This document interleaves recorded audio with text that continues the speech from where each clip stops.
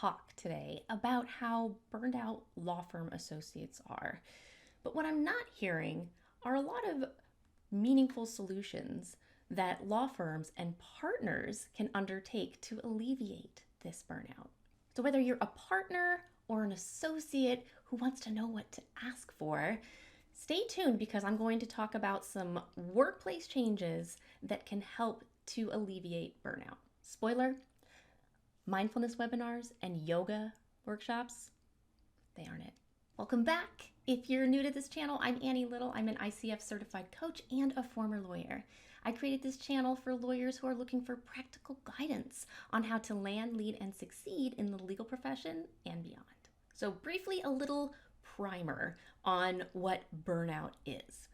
So the way the World Health Organization talks about burnout, they define it as when the demands of a job exceed the resources needed for someone to do that job. Because burnout is caused by the workplace, it is the employer's job to correct that imbalance between job demands and job resources. So that means partners in law firms. And here's the really important takeaway that I want everyone to have from this video. Associates are not the cause of their burnout. Same goes for partners. I know you get burned out too. It's also not your fault. So let's talk about some meaningful solutions that will actually reduce and prevent associate burnout. The first and probably the biggest source of burnout for associates is workload allocation. I have yet to meet anyone who works at a law firm where they have a formal system for allocating workload among lawyers. And I'm talking something that where you can just at a glance see who's working on what. It could be like a wall with sticky notes on it representing matters, and you could see which lawyer is working on which thing. I've never heard of anyone having that sort of system. But really, it could be as simple as a spreadsheet that lists the name of the attorney at the top, and then underneath, you put the matters that they're working on. You can even color code them. You can put notes in there. Everyone can have access to this spreadsheet so that you can see who has what. So when a new matter comes in, you can take a look and see who has the least amount of work. And that doesn't mean you give them this new matter. It means you call them and you see how they're doing. See if they can take on more. If not, then you can move to the next person who has the next least amount, and so on. The best part of this workload allocation system that's really not that big of a deal is that it will work regardless of whether people are working remotely or in the office. The next thing we need to talk about is unfairness.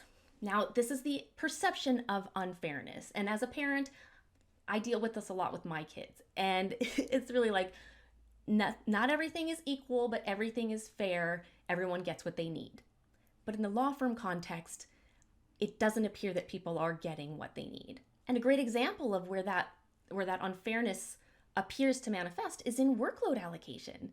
There are associates who are overwhelmed, drowning under their workload. And then you've got some other associates who are scrounging. They're worried they're not going to make their hours. They work in the same practice group. There could be a shifting, a reallocation of the workload just in that group if only people really knew who was working on what, who was busy, who had capacity. And in those instances, the unfairness feels like maybe there's favoritism going on or there's arbitrary decision making going on. What associates are seeing as unfairness is the sense that they're not being asked about their capacity, or if they are, they're either not being heard or they don't feel like they can be honest.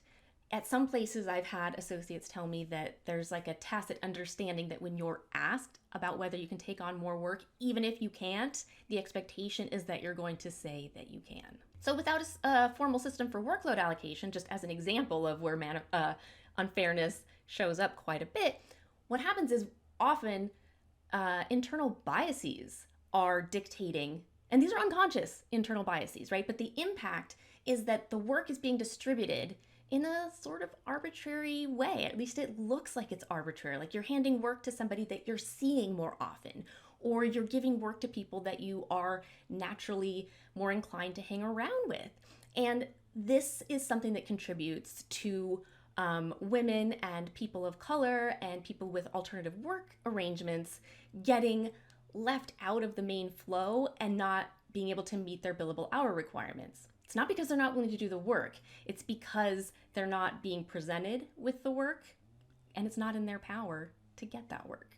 Another very common area where unfairness and the perception of arbitrary decision-making comes up is with compensation and promotions. And ultimately, I don't think this is revelatory for anyone, but transparency around the advancement process and compensation metrics is really what is going to help remove this perception of unfairness and arbitrary decision making. And listen, partners, I know that you get this because there's still a lack of transparency around partner compensation. And truly, this is something that can go a long way. Another source of associate burnout is a lack of recognition. Now, everyone is deserving of recognition, and not just for a job well done, not just for someone doing a good job on a massive project. Recognition is a valid human need. And so it's important that you can show your associates that you recognize them and that you acknowledge them, that you value them in other circumstances. So one way to do this is to keep track of minor wins that you can comment on. It doesn't have to be a big thing. If they, put together an email and you're copied on it and it looks really good, say so. As you're reviewing a document that they've prepared and you're noticing how they're getting better at drafting certain provisions or making certain arguments, tell them that. Say, I'm really noticing that you took into account the feedback I gave you last time. It's great to see that you're getting the hang of it. That's recognition. Basically, I'm asking you to recognize the humanity of your associates. They are humans. Recognition is a valid human need.